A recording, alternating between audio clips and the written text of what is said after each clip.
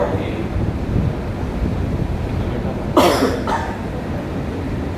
إن الحمد لله نحمده ونستعينه ونستغفره ونعوذ بالله من شرور أنفسنا ومن سيئات أعمالنا من يهده الله فلا مضل له ومن يضلل فلا هادي له وأشهد أن لا إله إلا الله وحده لا شريك له وأشهد أن محمدا عبده ورسوله يا أيها الذين آمنوا اتقوا الله حق تقاته ولا تموتن إلا وأنتم مسلمون يا أيها الناس اتقوا ربكم الذي خلقكم من نفس واحدة وخلق منها زوجها وبث منهما رجالا كثيرا ونساء واتقوا الله الذي تساءلون به والأرحام إن الله كان عليكم رقيبا يا أيها الذين آمنوا اتقوا الله وقولوا قولا سديدا يصلح لكم أعمالكم ويغفر لكم ذنوبكم ومن يطع الله ورسوله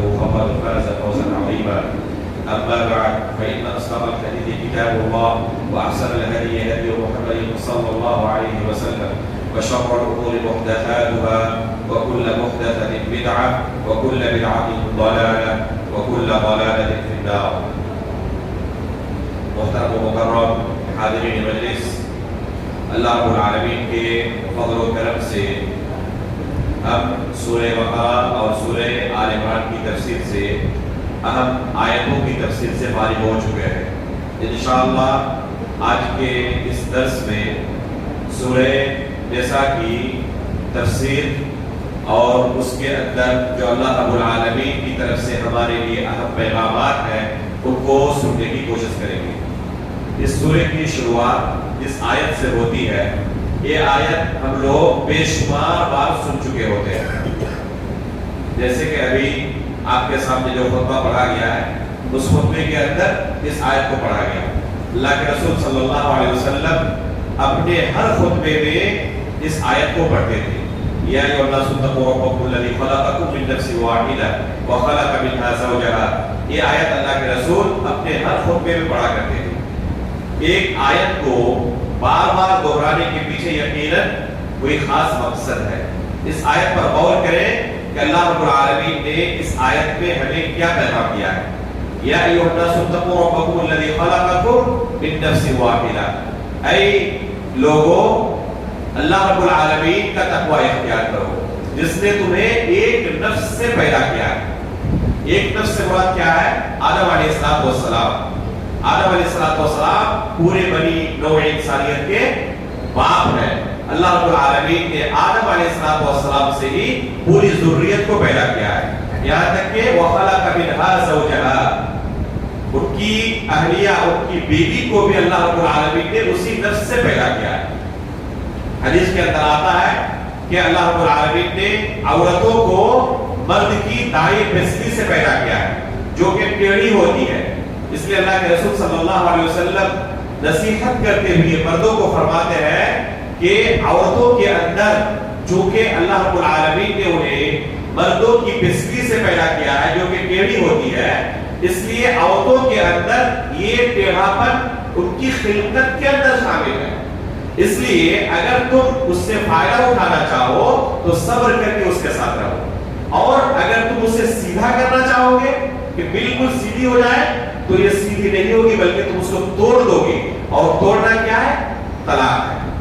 اس لیے اس آیت کے اندر اور اس حدیث کے اندر تمام مردوں کے لیے نصیحت ہے کہ عورتوں کے ساتھ کیسے تعامل کرنا ہے. اللہ کے رسول صلی اللہ علیہ وسلم ہمیشہ لوگوں کو نصیحت کرتے تھے استوصوا بالنساء خیرا، کہ عورتوں کے ساتھ خیر کا معاملہ کرو، حسن سلوک کرو، اس لیے کہ وہ کمزور ہوتی ہے خلقت کے اعتبار سے. اللہ رب العالمین نے ان کی خلقت جو بنائی ہے، جس طرح انہیں پیدا کیا ہے، مردوں کی خلقت سے بالکل الگ ہے. اس لیے اللہ رب العالمین نے ان کے ساتھ تعامل کا طریقہ سکھایا ہے. ان آیتوں کو اور ان احادیث کو دشمنان اسلام مسلمانوں کے خلاف اور اسلام کے خلاف استعمال کرتے ہیں اور کہتے ہیں دیکھو اسلام نے عورتوں کی عورتوں کے حق تلفی کی ہے، عورتوں کی توہین کی ہے، ان کی تنقیص کی ہے. حقیقت میں یہ عورتوں کی کئی توہین نہیں ہے، یہ بس خبر کے طور پر ہے، یہ بس تعامل کے طور پر ہے کہ ایک انسان کو عورتوں کے ساتھ کیسے تعامل کرنا چاہیے، اور اس چیز کو ہر شخص محسوس نہیں کرتا ہے، اس چیز کو ہر شخص محسوس کرتا ہے، لیکن اسلام سے دور ہونے کی وجہ سے بہت سارے خرافات کو اور بہت سارے ایسی چیزوں کو جو عقل اور قیاس سے بھی دور ہے ان چیزوں کو انجام دیتا ہے۔ آپ دیکھ لیں پوری دنیا کے اندر، چاہے وہ ملک مسلمانوں کا ہو یا غیر مسلموں کا ہو، کیا وہاں پر جو ملک کے اندر فوج ہے وہاں پر عورتوں کو رکھا جاتا ہے لڑنے کے لیے، جنگ کرنے کے لیے؟ اگر کہیں ہے بھی تو اس کی کیا فیصد ہے؟ یہ خود اعتراف کرنا ہے کہ عورتیں اس کام کے لیے پیدا نہیں کی گئی ہیں، اللہ رب العالمین نے انہیں صرف نازک بنایا، اور اس کا تقاضا یہ ہے کہ اسی کے جس طرح وہ بنی ہے اسی طرح اس کے ساتھ تعامل کیا جائے، حسن سلوک کیا جائے، اس پر ضرورت سے زیادہ بوجھ نہ ڈالا جائے۔ اس سورہ کا نام ہی سورۃ النساء ہے، اور اللہ رب العالمین نے ایک سورہ ہی عورتوں کے تعلق سے نازل فرمایا۔ یہ عورتوں کی تقریب نہیں ہے، یہ عورتوں کی تعظیم نہیں ہے کہ اللہ رب العالمین نے مردوں کے نام سے کوئی سورہ نازل نہیں کیا، لیکن عورتوں کے نام سے ایک لمبی سورہ اللہ رب العالمین نے نازل کیا ہے۔ تو اسلام نے جو عورتوں کا مقام دیا ہے، عورتوں کی تعظیم کی ہے، دنیا کی کوئی قوم کسی بھی زمانے میں اس کی نظیر پیش نہیں کر سکتی، بلکہ آج بھی جو نام نہاد مفکرین عورتوں کی آزادی کا نعرہ لگاتے ہیں، خود ان کے یہاں جائزہ لے لیں کہ عورتوں کا کیا مقام ان کے پاس ہے۔ اسلام نے جو مقام دیا عورتوں کو، اس کا کوئی نمونہ پوری دنیا کی کوئی قوم پیش نہیں کر سکتی۔ یہ آج جو عورتوں کی آزادی کا نعرہ ہے، یہ حقیقت میں عورتوں کی آزادی مقصود نہیں ہوتی، عورتوں تک پہنچنے کی آزادی مقصود ہوتی ہے، عورتوں کا استحصال مقصود ہوتا ہے۔ اور اسی خوشنما نعرے کے پیچھے ہماری بہت ساری بچیاں فریب میں آ جاتی ہے اور اپنی زندگی تباہ کر لیتی ہے۔ تو اللہ رب العالمین نے اس آیت کے اندر کیا بیان کیا ہے کہ عورتوں کو اللہ رب العالمین نے اسی نفس واحدہ سے آدم علیہ السلام سے پیدا کیا ہے۔ اللہ کے رسول صلی اللہ علیہ وسلم اپنی ہر مجلس میں، ہر خطبے میں اس آیت کو پڑھتے تھے، تاکہ مردوں کو بھی نصیحت ہو، عورتوں کو بھی نصیحت ہو، کہ اپنی خلقت کے بارے میں انسان سوچے کہ اس کو کس چیز سے پیدا کیا گیا ہے۔ اگر انسان اپنی خلقت کے بارے میں سوچے تو اس کی ہدایت کے لیے کافی ہوگا، کیونکہ یہ تخلیق کی جو صفت ہے، پیدا کرنے کی جو قوت اور طاقت ہے، یہ اللہ رب العالمین کے علاوہ کسی کے پاس نہیں۔ اسی لیے جب قرآن کریم کا نزول شروع ہوا، پہلی آیت کے اندر اللہ رب العالمین کی بے شمار صفات میں سے اللہ رب العالمین نے جس صفت کا انتخاب کیا وہ کون سی صفت تھی؟ یہی پیدا کرنے کی صفت، اقرأ باسم ربک الذی خلق۔ اللہ رب العالمین کی بے شمار صفات ہیں، لیکن وہ صفات میں اللہ تعالیٰ نے کس صفت کا انتخاب کیا؟ کسی تخلیق کی صفت کا، کیونکہ ہر کوئی یہ مانتا ہے، چاہے وہ کافر ہی کیوں نہ ہو، یہ مانتا ہے کہ اللہ رب العالمین کے علاوہ کسی کے پاس پیدا کرنے کی طاقت نہیں ہے۔ اسی لیے اللہ تعالیٰ نے قرآن کریم کی کئی آیتوں کے اندر فرمایا ہے کہ ان کفار مشرکین سے پوچھو کہ تمہیں کس نے پیدا کیا ہے، وہ کہیں گے اللہ تعالیٰ نے ہمیں پیدا کیا ہے۔ وہ بھی اقرار کرتے تھے کفار مشرکین کہ اللہ رب العالمین ہمارا خالق ہے۔ اصل نقص کہا تھا، اصل نقص تھا توحید الوہیت کے اندر۔ یہ تو اقرار کرتے تھے کہ اللہ ہمارا خالق ہے، لیکن عبادت کسی دوسرے کی کرتے تھے۔ اگر اللہ کی عبادت کرتے بھی تھے تو اللہ کی خالص عبادت نہیں کرتے، دوسروں کو اس عبادت میں شریک کرتے تھے۔ حج کرتے، تلبیہ پکارتے، کیا کہتے؟ لبیک اللہم لبیک لبیک لا شریک لک لبیک الا شریکا هو لک تملکہ وما ملک۔ یہ اضافہ کرتے، خالص اللہ رب العالمین کے لیے تلبیہ نہیں پکارتے تھے، بلکہ اپنے معبودان باطلہ کو بھی اس میں شریک کرتے تھے۔ اللہ رب العالمین کو یہی شرکت پسند نہیں ہے، اس لیے اللہ رب العالمین نے اس سورے کے اندر دو جگہوں پر بیان کیا ہے، ان اللہ لا یغفر ان یشرک بہ ویغفر ما دون ذلک لمن یشاء۔ تو پہلی آیت کے اندر یہ پیغام دیا کہ اللہ تمہارا خالق ہے، اور دو جگہوں پر یہ پیغام دیا کہ جب تمہارا خالق ہے تو عبادت کے مستحق بھی وہی ہے، تقوی اسی کی اختیار کرنی چاہیے۔ یا ایھا الناس اتقوا ربکم الذی خلقکم، اے لوگوں اس رب کے بارے میں تقوی اختیار کرو جو تمہارا خالق ہے، جس نے تمہیں ایک نفس سے پیدا کیا ہے۔ آگے اللہ رب العالمین نے اس آیت کے اندر رشتہ داروں کے ساتھ حسن سلوک کا حکم دیا ہے کہ جو تمہارے رشتہ دار ہیں ان کے ساتھ صلہ رحمی کرو۔ یہ صلہ رحمی کا جو حکم ہے یہ ایسا حکم ہے جو مکے کے اندر نازل ہوا تھا۔ آپ مکی صورتوں پر غور فرمائیں، مکہ کے اندر احکامات نازل نہیں ہوئے، روزے کے احکامات، نماز کے، حج کے، زکات کے۔ مکے کے اندر کون سی آیتیں نازل ہوئی تھی؟ مکے کے اندر آپ پائیں گے کہ اکثر و بیشتر آیتیں توحید سے متعلق ہے، یوم آخرت سے متعلق ہے، اللہ رب العالمین کی وحدانیت کے عقلی اور نقلی دلائل سے متعلق ہے۔ خصوصاً 30ویں پارے کو آپ دیکھیں، ایک دو آیتوں کے اندر نہیں، کئی آیتوں کے اندر اللہ رب العالمین نے کیا فرمایا کہ اپنے خلقت پر انسان کو غور کرو، کیسے اللہ تعالیٰ نے پیدا کیا ہے۔ تو ان چیزوں پر ترکیز کی گئی تھی مکی صورتوں کے اندر کہ انسان کا عقیدہ درست ہو جائے۔ بہت کم ایسے احکام آپ کو ملیں گے جو مکہ میں نازل ہوئے ہو۔ ان میں سے ایک حکم کیا ہے؟ صلہ رحمی کا حکم۔ اس سے صلہ رحمی کی اہمیت کا پتہ چلتا ہے کہ یہ کتنا اہم ترین حصہ ہے۔ لیکن افسوس کی بات یہ ہے کہ جن کے پاس عقیدہ توحید مضبوط ہوتا ہے وہ معاملات کے اندر خصوصاً جو سب سے زیادہ حسن سلوک کے حقدار ہیں، اپنے والدین، بال بچے، بیوی، رشتہ دار، بھائی بہن اور دوسرے، یہ جو سب سے زیادہ اس کا حسن سلوک کے حقدار ہوتے ہیں ان کے ساتھ سب سے زیادہ ان کے تعلقات خراب ہوتے ہیں۔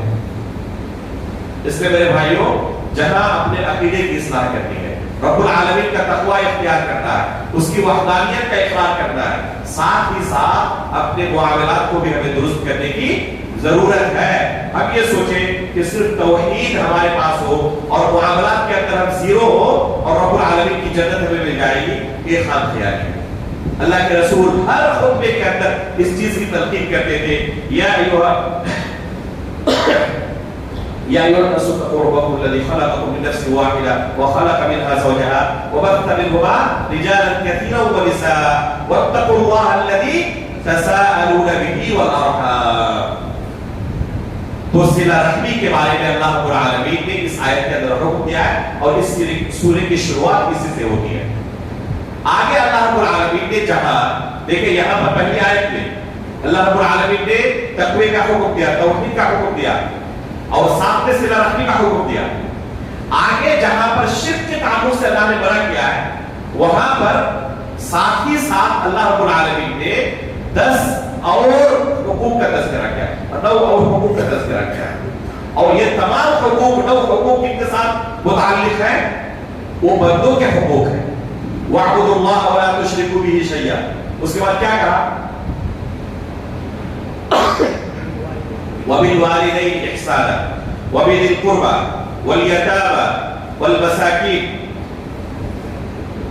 وَالْجَارِ ذِي الْقُرْبَى وَالْجَارِ الْجُنُبِ وَالصَّاحِبِ بِالْجَنبِ۔ اس طرح 10 حقوق کا اللہ رب العالمین نے تذکرہ کیا ہے۔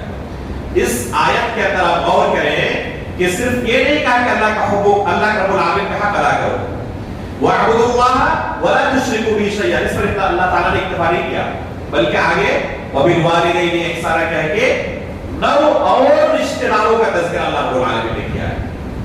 اور انسان اگر غور کرے تو یہ تمام 9 رشتہ دار جو ہے انہی کے درمیان اکثر و بیشتر اپنی زندگی گزارتا ہے،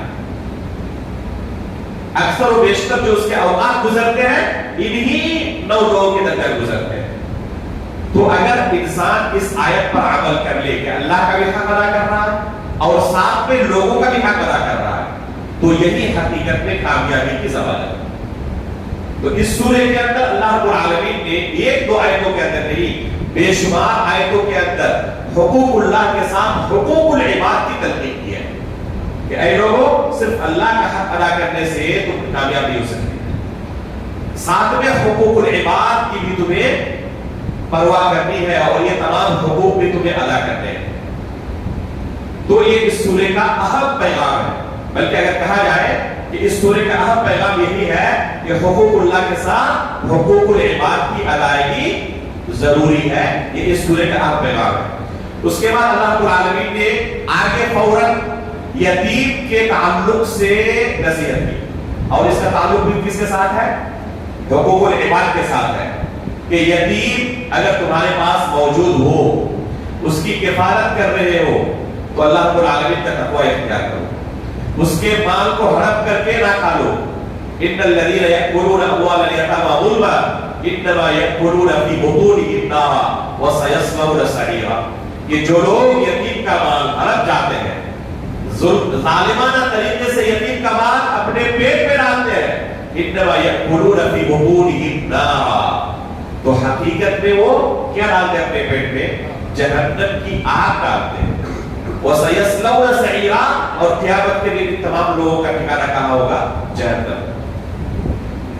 اس لیے اس سورے کے اندر جا بجا حقوق اللہ کے ساتھ فوراً حقوق العباد کے اللہ رب العالمین نے تلقین کیے. اس کے بعد میراث والی آیت ہے یوصیکم اللہ فی اولادکم للذکر مثل حظ الانثیین. یہ آیت بھی حقوق العباد کے ساتھ تعلق رکھتی ہے. یہ جو سسٹم ہے اسلام کے اندر میراث کا, پوری دنیا کے اندر کبھی بھی کسی قوم کے اندر یہ سسٹم نہیں رہا. یہ اسلام کی خصوصیت ہے کہ اسلام نے اتنا بہترین سسٹم بنا دیا ہے کہ اگر انسان اس چیز کو فالو کرے تو کسی کا حق مارا نہیں جائے گا. کس کو کتنا ملنا چاہیے اللہ رب العالمین نے کھول کھول کر بیان کر دیا ہے. اور یہ شریعت کا ایسا مسئلہ ہے جس کی تفصیل قرآن کے اندر جس طرح وارد ہے, سنت رسول کے اندر, احادیث کے اندر یہ تفصیل موجود نہیں ہے. اکثر و بیشتر کیا ہوتا ہے, قرآن کے اندر کسی مسئلے کے تعلق سے اجمالاً حکم ملتا ہے, اس کی تفصیل کہاں ملتی ہے ہمیں؟ حدیث کے اندر. نماز پڑھنے کا حکم قرآن میں ہے, کیسے نماز پڑھنی ہے, ظہر کی نماز کتنی رکعت ہوگی, کس رکن پہ کون سا ذکر پڑھا جائے گا, کون سی دعا پڑھی جائے گی, یہ تمام تفصیلات آپ کو قرآن کے اندر نہیں ملے گی. کہاں ملے گی؟ حدیث رسول کے اندر. تو اصل یہی ہے کہ قرآن کریم کے اندر احکامات جو ہے وہ مجملن ہے اور حدیث رسول اس کی تفسیر کرتی ہے. لیکن میراث کا حکم یہ ایک ایسا حکم ہے کہ قرآن کے اندر تفسیر اس کی موجود ہے, حدیث رسول کے اندر اس کی ہمیں کوئی سی تفسیر نہیں ملتی. بس چند حدیثیں ہیں میراث کے تعلق سے. بس اصل میراث کی دلیل کون سی ہے؟ یہی آیت. اللہ رب العالمین نے اس سورے کے اندر دوسرے صفحے میں یوصیکم اللہ فی اولادکم سے لے کر مسلسل 2 آیتوں میں تفصیل کے ساتھ میراث کا پورا حکم ذکر کیا کہ کسے کتنا حق ملے گا. اور اس سورے کا اختتام بھی کسی میراث پر کیا ہے.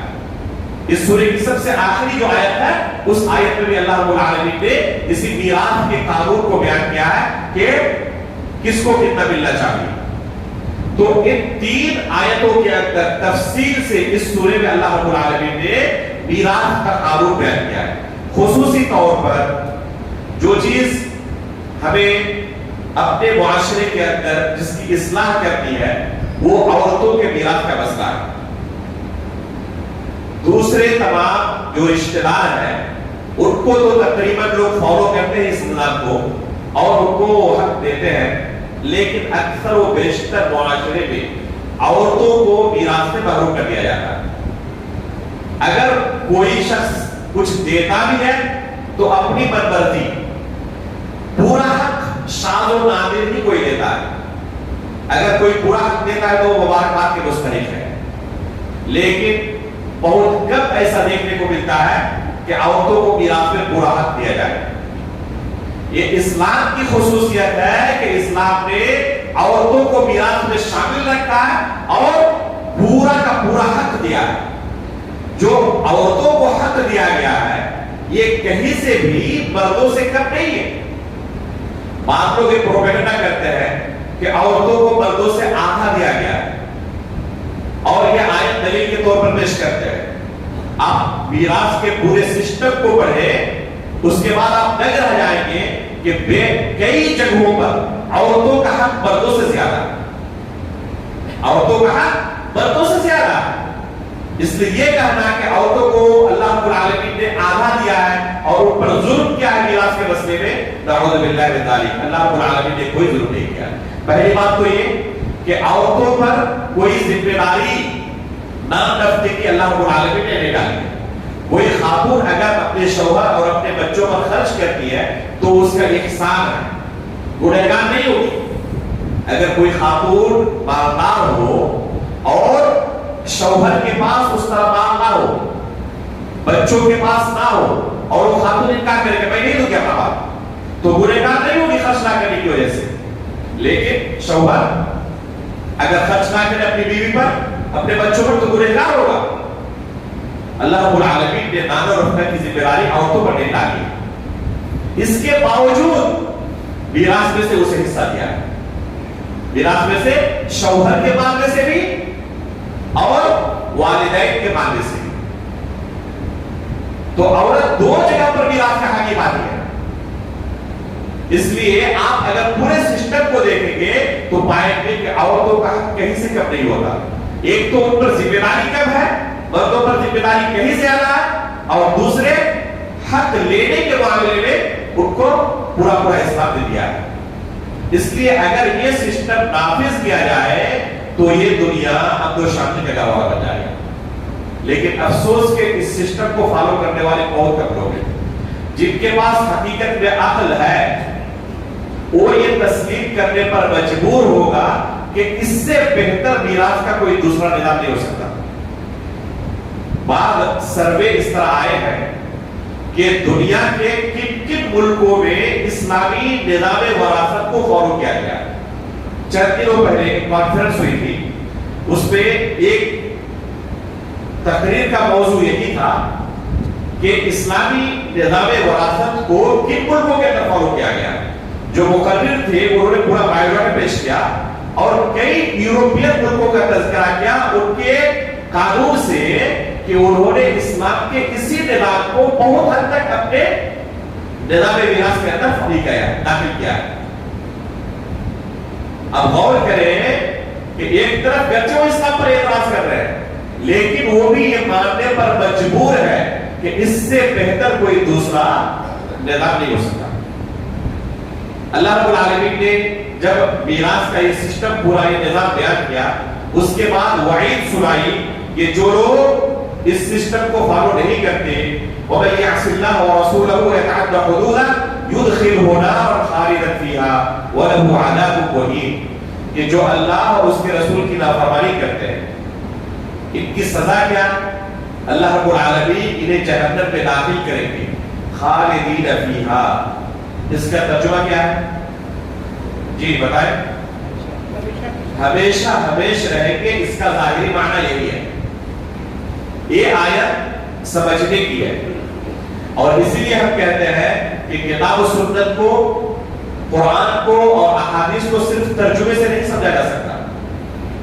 یہاں تک کہ کوئی عربی زبان کا ماہر ہو تب بھی اگر سلف صالحین کے منہج سے واقف نہ ہو تو کتاب و سنت کو نہیں سمجھ سکتا. اس آیت کے اندر اللہ تعالیٰ نے کیا فرمایا کہ جو اللہ اور اس کے رسول کی نافرمانی کرے اس کی سزا کیا ہے؟ اس کی سزا ہے کہ جہنم میں اللہ تعالیٰ اسے داخل کرے گا اور ہمیشہ ہمیشہ جہنم میں رہے گا. اسی سورہ کے اندر ایک اور جگہ پر اللہ رب العالمین نے قتل عمد کی سزا بیان کی ہے. وَمَن يَقْتُلْ مُؤْمِنًا مُتَعَمِّدًا فَجَزَاؤُهُ جَهَنَّمُ خَالِدًا فِيهَا. وہاں پر بھی کہا کہ جو کسی مسلمان کو جان بوجھ کر قتل کرے اس کی سزا کیا ہے؟ جہنم ہے اور وہ ہمیشہ ہمیشہ اس پر رہے. اہل سنت والجماعت کا گناہ کبیرہ کے سلسلے میں یہ عقیدہ اور منہج ہے کہ گناہ کبیرہ کا مرتکب دائرہ اسلام سے خارج نہیں ہوتا, وہ مسلمان ہی رہتا ہے. البتہ وہ فاسق اور گنہگار ہوتا ہے. دنیا کے اندر اس کو کافر نہیں کہا جائے گا. کسی نے کوئی گناہ کبیرہ کا ارتکاب کیا, کفر کا ارتکاب نہیں. کچھ چیزیں ایسی ہیں, کچھ گناہیں ایسی ہیں جن گناہوں کے کرنے کی وجہ سے اسلام سے انسان خارج ہو جاتا ہے, اسلام سے خارج ہو کر کافر ہو جاتا ہے. گزشتہ کل میں نے آپ لوگوں کو دکھائی تھی وہ کتاب لا الہ الا اللہ کے تعلق سے نواقض اسلام کا میں نے اس میں بیان کیا کہ کن جرائم کی بنا پر، کن گناہوں کی بنا پر ایک انسان دائرہ اسلام سے خارج ہو جاتا ہے، لیکن ان میں گناہ کبیرہ نہیں ہے۔ گناہ کبیرہ کے ارتکاب کی وجہ سے اہل سنت والجماعت کا عقیدہ کیا ہے کہ ایک انسان دائرہ اسلام سے خارج نہیں ہوتا، مسلمان ہی رہتا ہے، البتہ وہ فاسق اور گنہگار ہوتا ہے۔ دنیا کے اندر یہ حکم ہوا، آخرت کے اندر وہ اللہ رب العالمین کی مشیت کے تحت ہے، اللہ رب العالمین کے ارادے اور اس کی مشیت کے تحت ہے۔ اللہ رب العالمین چاہے تو ایسے لوگوں کو معاف کر دے اور اپنے فضل و کرم سے ڈائریکٹ جنت میں داخل کرے، اور چاہے تو اللہ رب العالمین انہیں جہنم میں داخل کرے، اور متعدد جگہوں پر اللہ رب العالمین نے جہنم کی وعید سنائی ہے۔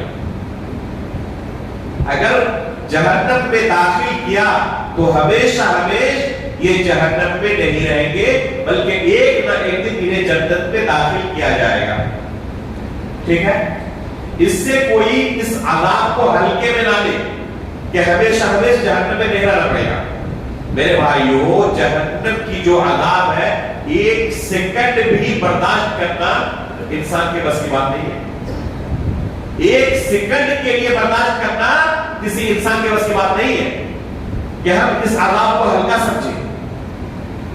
اللہ عالم کتنی مدت تک اللہ رب العالمین کسی کو جہنم میں داخل کرے تو کتنی مدت تک رکھے گا؟ یہ نہیں کہا ہے کہ تھوڑے جہنم میں کے لیے اس کو رکھے گا، بلکہ اللہ رب العالمین نے کئی جگہوں پر اس طرح کی وعید سنائی ہے، اور یہاں پر تو مبالغے کے ساتھ یہ کہا ہے کہ وہ ہمیشہ جہنم میں رہیں گے۔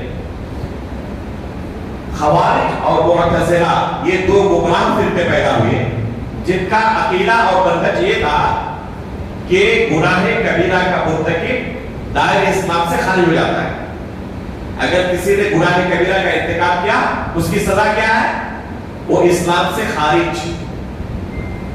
خوارج کہتے تھے کہ اسلام سے خارج ہونے کے بعد وہ کافر ہو جاتا ہے، اور معتزلہ کہتے تھے اسلام سے خارج تو ہو جاتا ہے لیکن کافر نہیں ہوتا، مسلمان اور کافر کے درمیان وہ لٹکتے رہتا ہے، اسے منزلۃ بین المنزلتین وہ کہتے تھے۔ یہ تو دنیا کے اعتبار سے ہوا۔ آخرت میں ان کی سزا کیا ہے؟ تو کہہ رہے کہ آخرت میں وہ ہمیشہ جہنم میں رہیں گے اگر کسی نے گناہ کبیرہ کا ارتکاب کیا ہے۔ یہ خوارج اور معتزلہ کا منہج ہے، اور دلیل کے طور پر اسی آیت کو پیش کرتے ہیں اور اس طرح کی دوسری احادیث کو پیش کرتے ہیں کہ دیکھیں اللہ رب العالمین نے گناہ کبیرہ کے اوپر کیا سزا سنائی ہے کہ وہ ہمیشہ جہنم میں رہیں گے۔ بعض جگہوں پر کہا ہے کہ وہ ایمان سے خارج ہو جاتے ہیں، جیسے اس آیت میں کہا وَمَن يَقْتُلْ مُؤْمِنًا مُتَعَمِّدًا فَجَزَاؤُهُ جَهَنَّمُ خَالِدًا فِيهَا۔ کہا کہ دیکھیں قتل کیا ہے، قتل عمد یہ گناہ کبیرہ ہے، اور اس کی سزا اللہ نے بیان کی کیا کہ وہ ہمیشہ جہنم میں رہیں گے۔ پتا چلا کہ گناہ کبیرہ کا مرتکب ہمیشہ جہنم میں رہے گا۔ ایک شخص جو یہی باطل فکر رکھنے والا تھا مسجد نبوی کے اندر زیارت کرنے کے لیے آیا۔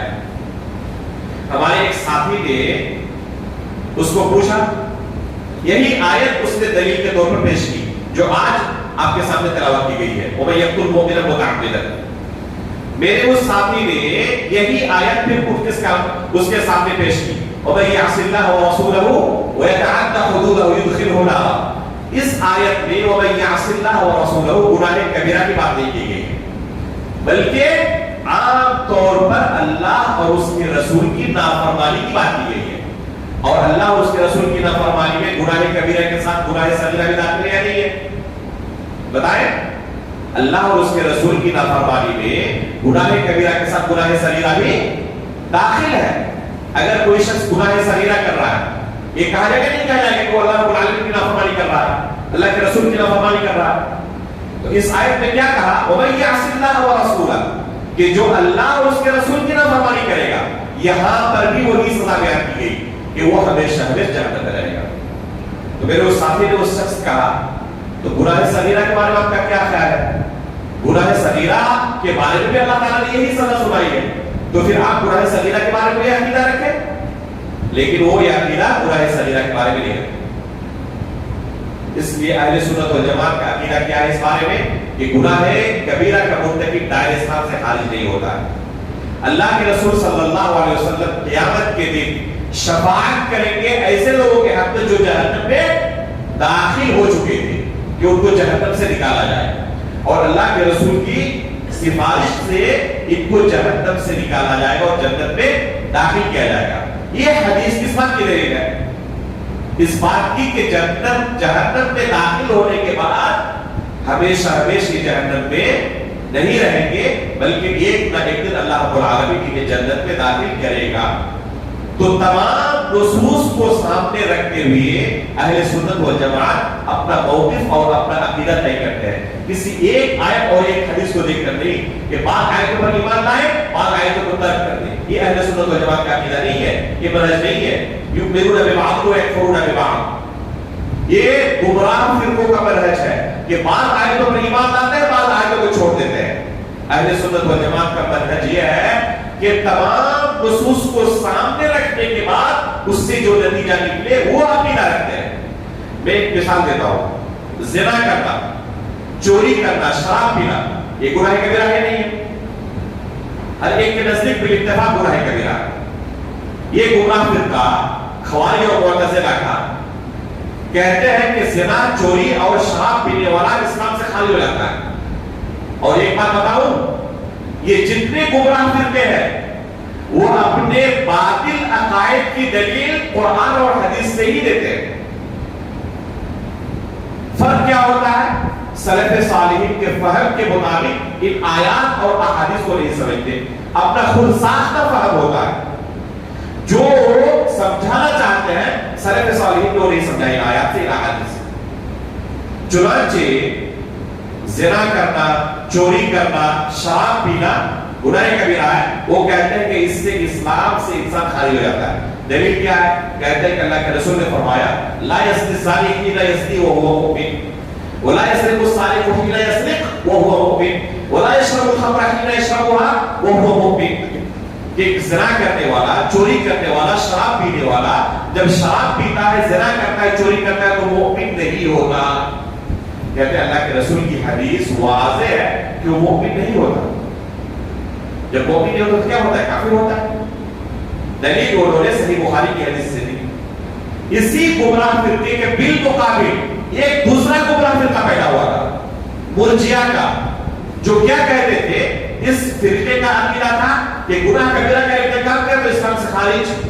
اسی کے بالمقابل دوسرا گمراہ فرقہ تھا جو کہتے تھے کہ لا الہ الا اللہ کا آپ نے اقرار کر لیا ہے نا، اس کے بعد جتنی مرضی گناہ کرتے جائیں کچھ فرق نہیں پڑتا ہے، جنت آپ کے لیے پکی ہے۔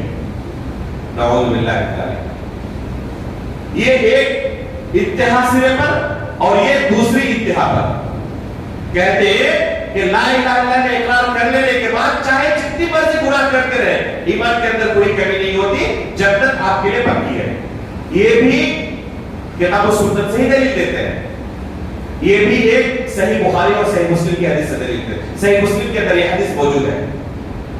ابو ذر غفاری رضی اللہ تعالیٰ عنہ روایت کرتے ہیں، اللہ کے رسول نے فرمایا کہ اگر کوئی شخص صدق دل سے لا الہ الا اللہ کا اقرار کرتا ہے تو اللہ رب العالمین اسے جنت میں داخل کرے گا، چاہے اس کا عمل کچھ بھی کیوں نہ ہو۔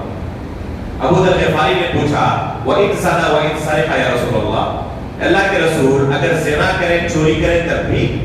تو اللہ کے رسول نے کہا اگر زنا کرے چوری کرے تب بھی۔ صحیح مسلم کی روایت۔ دوسری مرتبہ پوچھا زنا کرے چوری کرے تب بھی، دوسری مرتبہ پھر کہا زنا کرے چوری کرے تب بھی، تیسری مرتبہ پھر پوچھا، یہی جواب دیا اور آگے اضافہ فرمایا کہ اگر ابو ذر تمہیں بہت ناگوار گزر رہا ہے نا، اس کے باوجود اللہ تعالیٰ اسے جنت میں داخل کرے گا۔ ایک حدیث بخاری کی مسلم کی ملی کہ زنا کرنے سے، چوری کرنے سے، شراب پینے سے اسلام سے خارج، کافر، اور دوسری حدیث اس کا ظاہر کیا سمجھ میں آ رہا ہے؟ لا الہ الا اللہ کا اقرار کر لیا نا، زنا کرے چوری کرے کچھ فرق نہیں پڑتا، تب بھی جنت میں داخل ہوگا۔ ایک گمراہ فرقے نے ایک حدیث کو لیا، دوسری کو چھوڑ دیا، دوسرے گمراہ فرقے نے دوسری حدیث کو لیا، اس کو چھوڑ دیا۔ اہل سنت والجماعت کیا کرتے ہیں؟ تمام نصوص کو جمع کرتے ہیں ایک مسئلے کے تحت، اور تمام نصوص کو سامنے رکھ کر جو عقیدہ نکلتا ہے، جو موقف نکلتا ہے، اس موقف کو اپناتے ہیں۔ یؤمنون ببعض ویکفرون ببعض، یہ ہمارا منہج نہیں ہے۔ تو اہل سنت والجماعت کا عقیدہ اس آیت سے واضح ہوتا ہے کہ گناہ کبیرہ کا مرتکب کیا ہے؟ کافر نہیں ہے، وہ اللہ رب العالمین کی مشیت کے تحت ہے۔ اللہ رب العالمین چاہے تو اسے جنت میں ڈائریکٹ داخل کرے اور چاہے تو اسے سزا دے اس کے گناہ کے بقدر، لیکن اگر جہنم میں داخل کرے گا تو ہمیشہ ہمیشہ جہنم میں نہیں رکھے گا، ایک نہ ایک دن جنت میں داخل کرے گا ضرور، لیکن اس کو کوئی ہلکے میں نہ لے کہ اللہ رب العالمین ایک نہ ایک دن تو ہمیں جنت میں داخل کرے گا۔ میرے بھائیوں، جہنم کے ایک سیکنڈ کو بھی برداشت کرنے کی طاقت ہمارے اندر نہیں ہے، اس لیے ہمیشہ ایسے گناہوں سے بچے جس میں جہنم کی وعید سنائی گئی ہے۔ اگر اس وعید کی بنا پر، اس جرم کی بنا پر اللہ تعالیٰ نے ایک سیکنڈ کے لیے بھی ہمیں جہنم میں داخل کیا تو ہم اس کو برداشت نہیں کر سکتے، اس لیے ان گناہوں سے بچنے کی ضرورت ہے۔ آگے اللہ رب العالمین نے محرمات ابدیہ کا ذکر کیا، ایسے رشتہ دار جن سے نکاح کرنا جائز نہیں ہے۔ حرمت علیکم امہاتکم وبناتکم واخواتکم وعماتکم وخالاتکم، یہاں سے اللہ رب العالمین نے بھی آتا ہے، ایک پوری لسٹ دی ہے کہ ان خواتین سے نکاح کرنا کسی بھی مرد کے لیے جائز نہیں ہے۔ ان کو محرمات کہا جاتا ہے، جس کو محرم کہتے ہیں نا۔ ان خواتین کے ساتھ سفر کرنا اس مرد کا جائز ہے جن کے ساتھ شادی جائز نہیں۔ جس خاتون کے ساتھ کسی شخص کی شادی جائز نہیں، جیسے اپنی ماں کے ساتھ جائز نہیں ہے، خالہ کے ساتھ جائز نہیں ہے، بہن کے ساتھ، بیٹی کے ساتھ، پھوپھی کے ساتھ جائز نہیں ہے، تو ان خواتین کے ساتھ تنہا سفر کرنا جائز ہے۔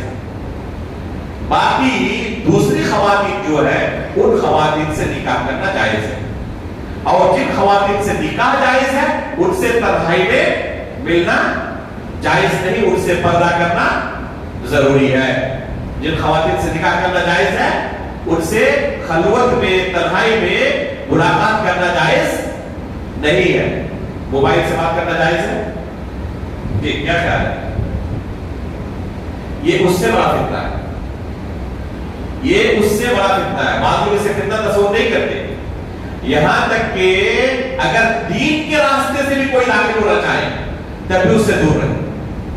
بعض خواتین کیا کرتی ہے، دینی مسائل کے تعلق سے شیخ آپ سے کچھ پوچھ رہا ہے، دور رہے، ابھی دین کے نام پہ شیطان اسے داخل کر رہا ہے، کچھ دنوں کے بعد آہستہ آہستہ شیطان راستہ ہموار کرے گا اور پھر گناہ کے اندر مبتلا کر دے گا۔ کتنے ایسے واقعات ہو چکے ہیں۔ اس لیے جو لوگ اس لائن سے جڑے ہوئے ہیں وہ ساودھان ہو جائیں۔ اگر کوئی خاتون حقیقت میں کسی کو ضرورت ہو، کوئی دینی مسئلہ پوچھنے کی، آپ اپنے والد کو بھیجیں، اپنے بھائی کو بھیجیں۔ اگر کوئی ایسا مسئلہ ہے جسے بیان کرنے میں والد کو، بھائی کو شرمندگی آپ کو محسوس ہو رہی ہے، تو آپ اپنی بہن کی طرف، اپنے والدہ کی طرف، اپنی بیوی کی طرف، اگر شادی شدہ ہے تو ان کی طرف احالہ کر دیں کہ آپ ان کو بھیج دیں سوال، وہ مجھ سے پوچھ لیں کہ میں ان کو جواب دے دوں گا، آپ ان کے ذریعے سے سوال کا جواب لے لیں۔ لیکن ڈائریکٹ میرے بھائیوں واٹس ایپ کے اندر ہی ہو، فیس بک کے اندر ہی ہو، خواتین سے بچ کر رہے۔ کتنی امتیں اسی راستے سے ہلاک ہو گئی ہیں۔ تو یہ آیت بہت اہم ہے کہ کن کے ساتھ آپ کا رشتہ جائز ہے، کن کے ساتھ رشتہ جائز نہیں، اور کس طرح عورتوں کے ساتھ تعامل کرتا ہے۔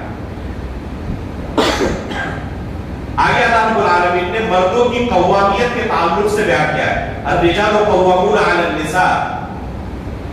اس آیت سے بہت سارے مرد غلط مفہوم نکالتے ہیں، یہ سوچتے ہیں کہ عورتوں پر ہمیں اتھارٹی دے دی گئی ہے، ہمیں ان پر بادشاہ بنا دیا گیا ہے، بلکہ بعض لوگ تو جلاد ہو جاتے ہیں، نعوذ باللہ من ذالک۔ میرے بھائیوں اس آیت کا یہ مطلب نہیں ہے، اس آیت کا مطلب ذمہ داری ہے۔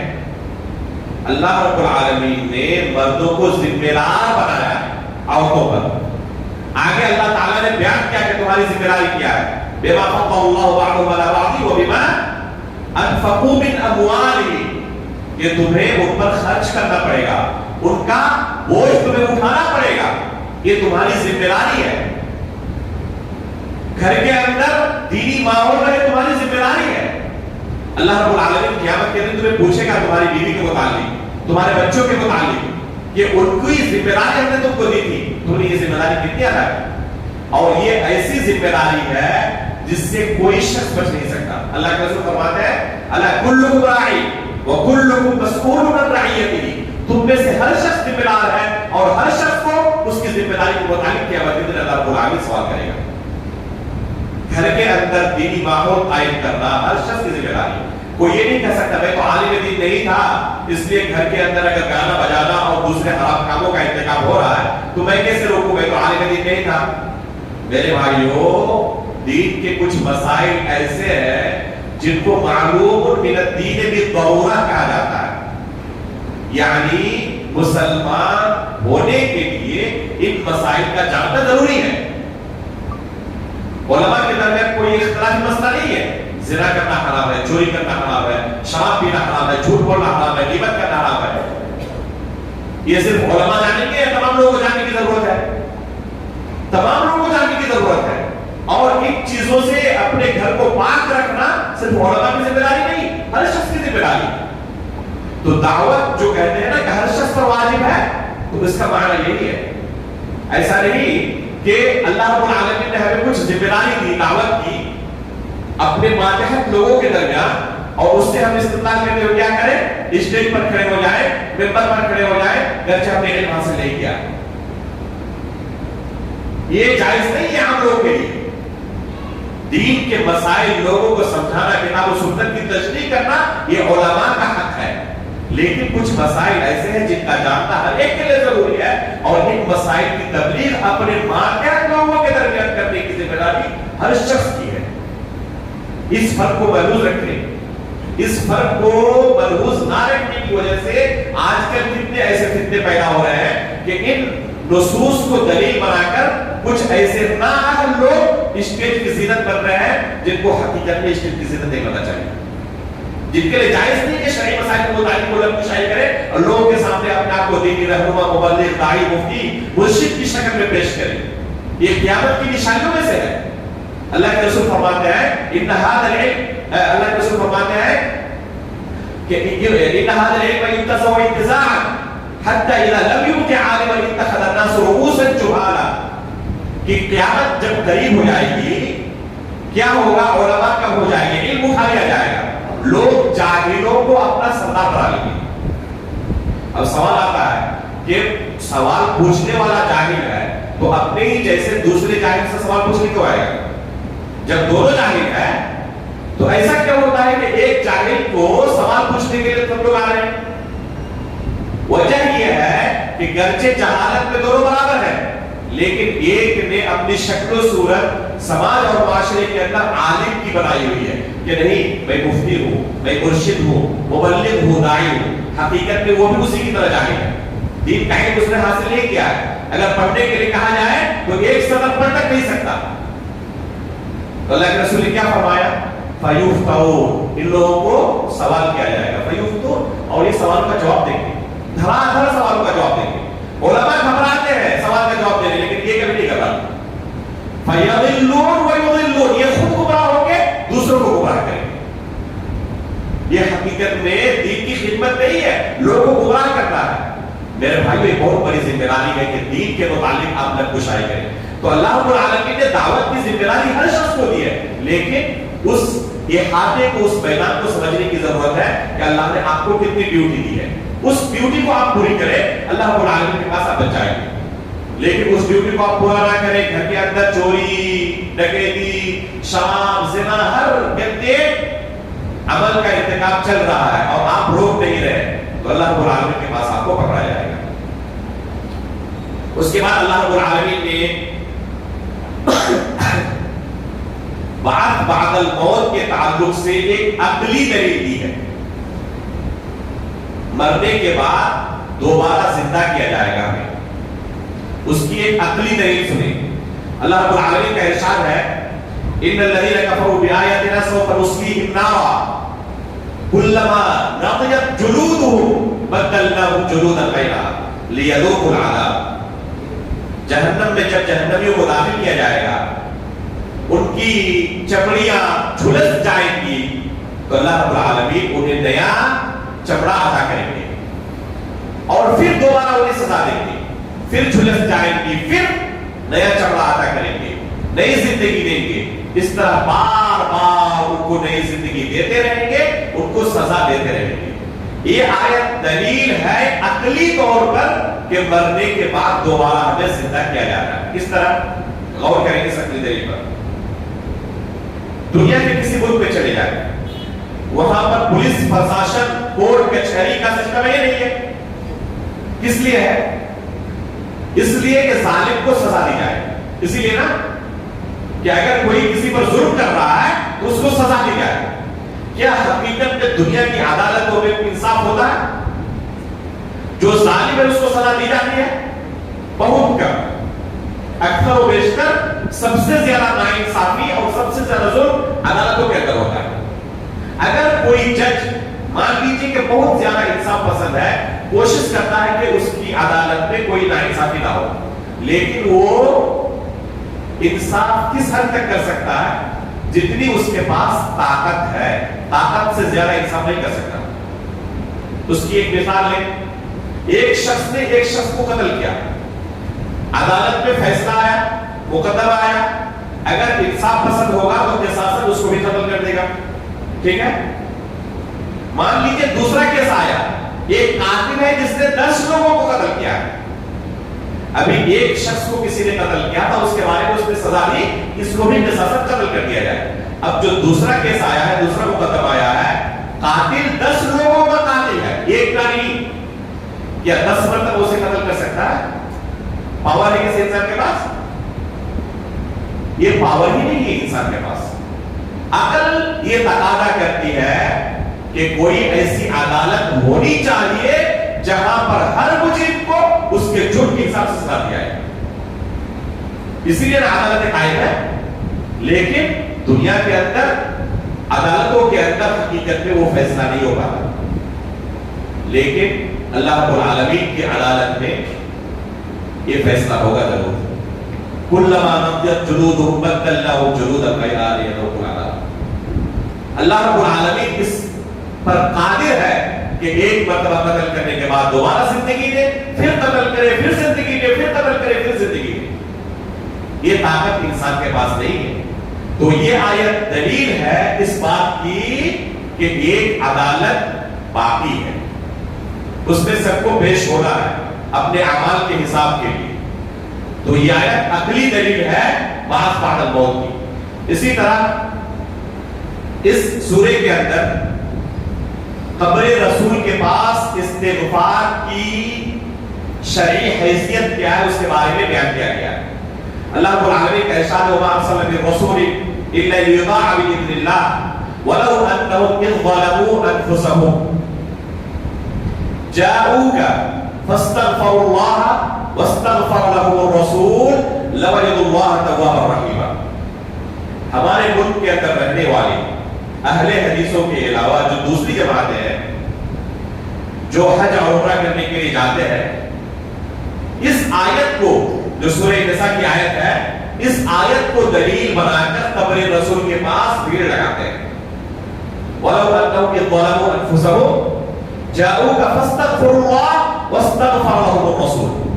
کہ جب یہ لوگ اپنے نفس پر ظلم کرتے ہیں، اگر اللہ کے رسول کے پاس آئے اور اللہ رب العالمین سے اپنے گناہوں کی بخشش طلب کرے اور رسول اللہ صلی اللہ علیہ وسلم ان کے لیے اللہ رب العالمین سے بخشش طلب کرے، مغفرت طلب کرے، لوجدوا اللہ توابا رحیما، تو یہ لوگ اللہ رب العالمین کو توبہ قبول کرنے والا، رحم کرنے والا پائیں گے. اس آیت سے کیا دلیل پکڑتے ہیں کہ قبر رسول کے پاس استغفار کرنا چاہیے.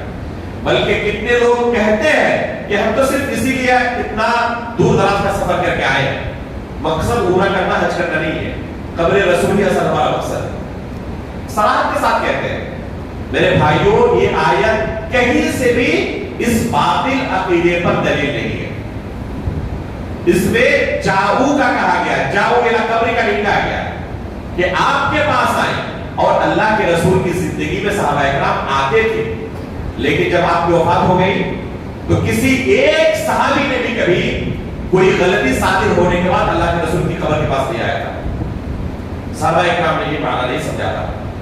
میں نے اس باطل عقیدے کے اوپر رد کرنے کے لیے بہت لمبا ایک مضمون لکھا ہے جو چھپا ہوا ہے فری لانسر کے اندر.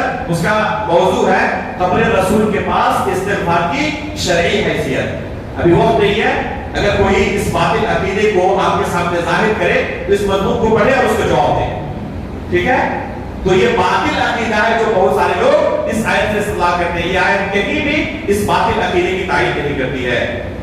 اسی طرح اس آیت اس سورے کے اندر ایک ملاقات کا طریقہ بیان کیا گیا ہے. وَإِذَا حُيِّيتُم بِتَحِيَّةٍ فَحَيُّوا بِأَحْسَنَ مِنْهَا أَوْ رُدُّوهَا. جب تمہیں کوئی سلام کرے تو اسی طرح اسے جواب دو یا اس سے بہتر جواب دو. آپ کو کسی نے کہا السلام علیکم تو جواب دیتے ہوئے آپ بھی کم از کم وعلیکم السلام کہیں. بہتر ہے وعلیکم السلام ورحمۃ اللہ وبرکاتہ سے اس کا جواب دے. یہ ہے طریقہ. سلام کا جواب دینا واجب ہے. اگر آپ کو کسی نے سلام کیا اور آپ نے جواب نہیں دیا گنہگار ہوگی. لیکن سلام کرنا پڑھ کر یہ مستحب ہے، یہ واجب نہیں ہے. اگر کوئی نہ کرے تو گنہگار نہیں ہوگا. کون سلام میں پہل کرے گا اس کے تعلق سے حدیث کے اندر آداب بیان ہوئے ہیں. اگر بڑا ہے اور ایک چھوٹا ہے تو چھوٹا بڑے کو سلام کرے گا. ایک شخص بیٹھا ہوا ہے اور ایک شخص چل کے آ رہا ہے تو چلنے والا بیٹھے ہوئے شخص کو سلام کرے گا. کوئی مجلس میں داخل ہو رہا ہے تو داخل ہونے والا سلام کرے گا. ایسا نہیں کہ جو لوگ پہلے اس مجلس میں موجود ہیں گرچہ مقام و مرتبے کے اندر وہ بڑے ہو، باہر سے آئے تو آنے والا سلام کرے گا. مان لیجیے کہ آپ لوگ یہاں بیٹھے ہوئے ہیں، اب کسی کو کوئی بات کہنی ہو تو کیا وہ پہلے سلام کریں گے اس کے بعد اپنی بات شروع کریں گے یا ایسی بات شروع کریں گے؟ یہاں پر سلام نہیں ہے. سلام کہاں ہے؟ سلام ملاقات کے وقت ہے. اور جس کے ساتھ پہلے ہی آپ بیٹھے ہوئے ہیں اس کے ساتھ آپ ملاقات نہیں کر رہے ہیں نئے سرے سے. ملاقات کے وقت سلام ہے. بعض لوگوں کو ہم نے مسجد نبوی کے اندر دیکھا کہ ایک ساتھ بیٹھے ہیں نماز سے پہلے. نماز شروع ہوئی، جیسے ہی نماز ختم ہوئی السلام علیکم ورحمۃ اللہ، السلام علیکم ورحمۃ اللہ امام صاحب نے کہا تو اپنے بائیں اور اپنے دائیں دونوں لوگوں کو مصافحہ کرتے ہیں. ہم لوگوں سے کبھی صاحب کا پڑھا ہے؟ کبھی دیکھا آپ لوگوں نے؟ کیا حکم ہے اسلام کا؟ جائز نہیں ہے، بدعت تھی. اس کے ساتھ آپ پہلے سے موجود تھے، ابھی آپ کے ساتھ ملاقات نہیں ہوئی اس کی، کیا آپ ابھی اس کو سلام کہیں؟ سلام کب ہے؟ جب نئی ملاقات ہو کسی کے ساتھ. اس لیے بعض لوگ اعتراض کرتے ہیں کہ آپ یہاں پہ آتے ہیں بیٹھے رہتے ہیں، سلام سے آپ اپنی گفتگو شروع نہیں کرتے، بسم اللہ سے شروع کرتے ہیں. تو میرے بھائی وہ باہر سے اگر آتا تو ضرور سلام کرتا. جب مسجد میں داخل ہو تو سلام کریں. اب آپ اس مجلس کا ایک حصہ ہو گئے، اس مجلس کا ایک حصہ ہو گئے. اب جب آپ بات شروع کریں گے تو سلام سے یہاں پر شروعات نہیں ہوگی. ہاں باہر سے آ رہے ہیں مجلس کا حصہ بننے کے لیے تب آپ سلام ضرور کریں. تو اس آیت کے اندر سلام کا ایک طریقہ بیان کیا گیا ہے اور ایک حکم بیان کیا گیا ہے کہ اگر کوئی سلام کرے تو اس سے بہتر جواب دو یا کم از کم جتنا اس نے کہا ہے اتنا لوٹا دو. اسی طرح اس سورے کے آخر میں اللہ رب العالمین نے ایک اہم حکم بیان کیا ہے کہ غیبت کرنا بعض حالتوں میں جائز ہے. غیبت کا اصل حکم کیا ہے؟ حرام ہے، یہی نا؟ غیبت کرنا حرام ہے، گناہ کبیرہ ہے. لیکن اللہ رب العالمین کا ارشاد ہے لا يحب الله الجهر بالسوء من القول الا من ظلم وكان الله سميعا عليما. کہ اگر کوئی شخص مظلوم ہو تو ظالم کی وہ لوگوں کے سامنے جن کے پاس انصاف ملنے کی امید ہو نام لے کر اعلان کر سکتا ہے، لیکن ہر ایک کے سامنے نہیں.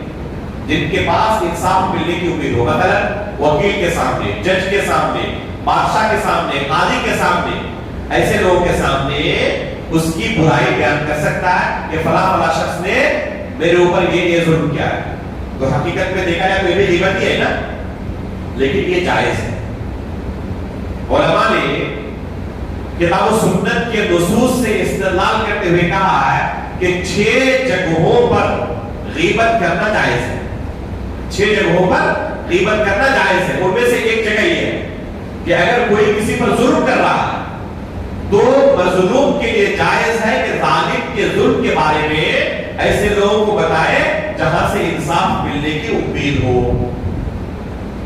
گاؤں کے اندر، محلے کے اندر جو لوگ اثر و رسوخ والے ہیں، آپ کو لگ رہا ہے کہ ان کے سامنے اگر ہم بیان کریں تو مجھے انصاف مل سکتا ہے، تو ان کے سامنے بیان کر سکتا ہے. مظلوم ظالم کی برائی کو اور اس کے ظلم کو واضح کر سکتا ہے. اور دوسری جگہ کہاں ہے جہاں پر غیبت جائز ہے؟ ایک ہے کہ اگر کہیں پر کوئی گناہ کا کام کر رہا ہے اور آپ کے پاس طاقت نہیں ہے اس گناہ کو روکنے کی، لیکن آپ کو لگ رہا ہے کہ فلاں کے سامنے اگر میں نے اس کے گناہ کا تذکرہ کیا تو انشاءاللہ امید ہے کہ اس کے پاس طاقت ہے، وہ اس گناہ کو ختم کر سکتا ہے معاشرے سے. تو دوسرے کے پاس، جس کے پاس یہ طاقت ہے، اس کے سامنے اس کی آپ غیبت کر سکتے ہیں، یعنی اس کے بارے میں بیان کر سکتے ہیں کہ فلاں فلاں فلاں گناہ کے اندر یہ ملوث ہے. اس لیے کہ یہاں مقصد کیا ہے؟ اصلاح مقصد ہے، یہاں پر فتنہ و فساد مقصد نہیں ہے. یہ دوسری جگہ ہوئی. تیسری جگہ ہے استفتاء کے وقت، کسی مفتی سے فتویٰ پوچھتے وقت. اگر کسی نے کسی پر ظلم کیا یا کسی کے کچھ خاص مسائل ہیں، جب تک پوری صورتحال مفتی کے سامنے نہ رکھے تو اس کو جواب دے سکتا ہے مفتی؟ نہیں دے سکتا. تو یہاں پر ضرورت ہے اس کی کہ وہ اس شخص کی برائیوں کو مفتی کے سامنے ذکر کرے. تو یہاں پر جائز ہے مفتی کے سامنے مستفتی کسی دوسرے کی برائی جہاں تک ضرورت اس کو ہو کر سکتا ہے.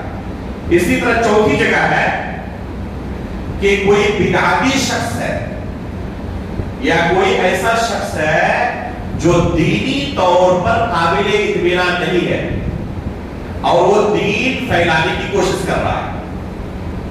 تو ایسے شخص کے بارے میں نام لے کر لوگوں کو بیان کرنا ضروری ہے کہ یہ شخص اس قابل نہیں کہ آپ اس سے دین سیکھیں، اس سے بچ کر رہیں. کوئی کہے گا کہ آپ اس کی غیبت کر رہے ہیں. میرے بھائیو، یہ غیبت نہیں ہے، دین کی حفاظت ہے، یہ جائز ہے. اور اسی وجہ سے جب وہ تعلیل کی یہ کتابیں منظر عام پر آئی اور تمام محدثین نے یہ فرق استعمال کیا، جب وہ تعلیل کی کتابیں کیا ہے؟ کسی کی تعریف ہے اور کسی کی برائیوں کا بیان ہے. لیکن یہ دین کی حفاظت کے لیے کیا ہو رہا ہے؟ اس لیے اگر کوئی بدعتی ہو اور اپنی بدعت لوگوں کے درمیان نشر کر رہا ہے تو ایسے شخص کا نام لے کر رد کرنا چاہیے کہ فلاں شخص بدعتی ہے اور اس طرح وہ لوگوں کو گمراہ کر رہا ہے، اس لیے اس شخص سے دور رہے. لوگوں کے دین کی حفاظت کہیں زیادہ ضروری ہے کسی ایک شخص کو مجروح کرنے سے. یہ ہے چوتھی جگہ. پانچویں جگہ ہے جہاں پر غیبت جائز ہے کہ اگر کوئی شخص اعلانیہ گناہ کر رہا ہے، ایک دم روڈ کے اوپر لوگوں کے سامنے کیا کر رہا ہے؟ رمضان کے مہینے میں دن میں کھا پی رہا ہے، تو یہ گناہ چھپ کر کرنا نہیں ہوا، اعلانیہ گناہ کرنا ہوا. تو اس طرح جو لوگ اعلانیہ گناہ کرتے ہیں ان کے بارے میں لوگوں کو بیان کرنے میں کوئی حرج نہیں ہے، کیونکہ اس شخص کو روکنے کی ذمہ داری پورے معاشرے کی ہے. اور جس معاشرے میں اس طرح اعلانیہ گناہ ہونے لگے اور کوئی انکار نہ کرے، وہاں پر یہ دھمکی آئی ہوئی ہے کہ اللہ کی طرف سے ایسے لوگوں پر عذاب نازل ہو سکتا ہے. اور چھٹی جگہ ہے تعارف کے طور پر. تعارف کے طور پر اگر کسی کی برائی کرنے کی ضرورت پڑے، تنقیص کے طور پر نہیں. مثلا کوئی شخص معاشرے کے اندر معروف ہے اندھے کے وصف سے، جب تک اس کا وصف نہ بیان کیا جائے تب تک وہ نہیں پہچان پائیں گے. محدثین میں ایک بہت بڑے محدث ہیں جن کا نام جو معروف ہے اعرج کے نام سے، یعنی لنگڑے کے نام سے. اب اگر ان کا نام بیان کیا جائے تو لوگ پہچان نہیں پائیں گے کہ کون ہے محدث سے. تو یہاں پر مجبوری ہے کہ ان کے اس وصف کو بیان کیا جائے، اور حقیقت اس وصف کے اندر کیا ہے؟ برائی ہے. لیکن اصل مقصد یہاں پر اس کی برائی بیان کرنا مقصود نہ ہو، بلکہ اس کا تعارف فقط مقصد ہو، تو یہ اس حد تک جائز ہے. یہ 6 جگہیں ہیں جہاں پر غیبت کو علماء نے جائز قرار دیا ہے. یہ اس سورے کے اندر چند اہم پیغامات تھے اللہ رب العالمین کے، جن کو ہم نے سنا۔ اللہ رب العالمین سے ہم دعا کرتے ہیں کہ اللہ رب العالمین ان پیغامات کے مطابق ہمیں اپنی زندگی گزارنے کی توفیق عطا فرمائے۔ آمین تقبل رب العالمین، وصلی اللہ علی نبینا محمد۔